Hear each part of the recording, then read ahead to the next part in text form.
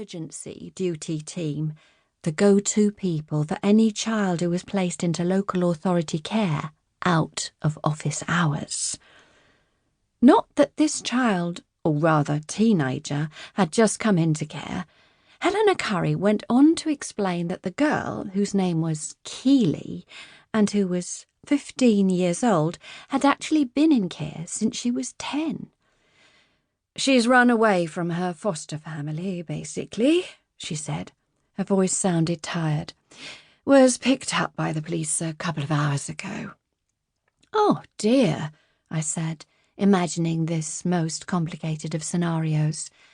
It was dispiriting enough when a child entered the system in the first place, but there was an added sadness when a child was already in the system, particularly if they'd been in care long term. "You tried to stay optimistic, but experience had long since shown me that a downward spiral could so easily happen." "I know," Helen agreed. "She refused point-blank to return, and when they tried to insist, she made quite a serious allegation against the male carer. So here we are, in need of alternative accommodation, and with specialist carers, which you and your husband, of course, are." "Ah," I said, trying to work out what this might mean for us.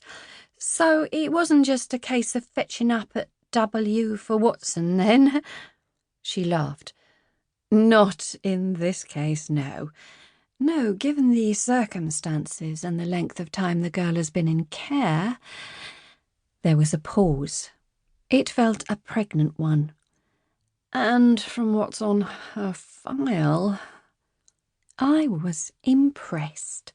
This was what should always happen, obviously, when emergency carers were sought, but in my experience, often wasn't the case. "So, just temporarily?" I asked. "In the first instance, yes, just for the weekend, though you don't need me to tell you, assuming she's not going back, that specialist carers such as yourselves will be sought, so she could be our next long-term placement," I finished for her. "Exactly," she said. "So, are you happy to take her?" "Yes, of course," I said, looking at Mike for a confirmatory nod, which he gave. We'd been talking about our next placement only the other day, as in who, and most importantly, when it might be. With the school summer holidays done with, I was getting itchy fostering feet. "I'll call my link worker and leave a voicemail for him to ring me in the morning. What time were you thinking of?" I added, glancing at the clock on the mantelpiece. It was already nearly 11:15.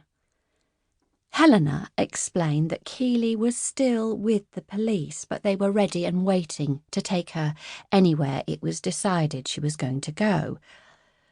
"Certainly within the hour, I'd say," she finished. "And do you have any more you can tell me now?" I asked, thinking about the file she'd already alluded to. "Lots, I imagine, but not right now," she said. "Can I call you back once I've been back to the police and told them what's happening? Give me a chance to have a skim through and see what might be useful." I told her I'd appreciate it.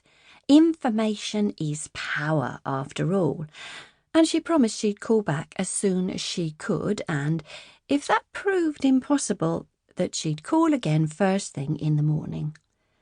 "Sorry to interrupt your evening," she finished. "Hope you weren't in the middle of anything important."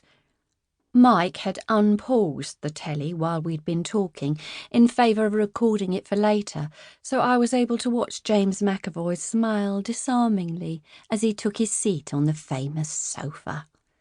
Smiling, I swear, right at me. No, not important at all, I thought as I said goodbye and pushed my mobile into my pocket before briefing Mike on the few details he hadn't already picked up.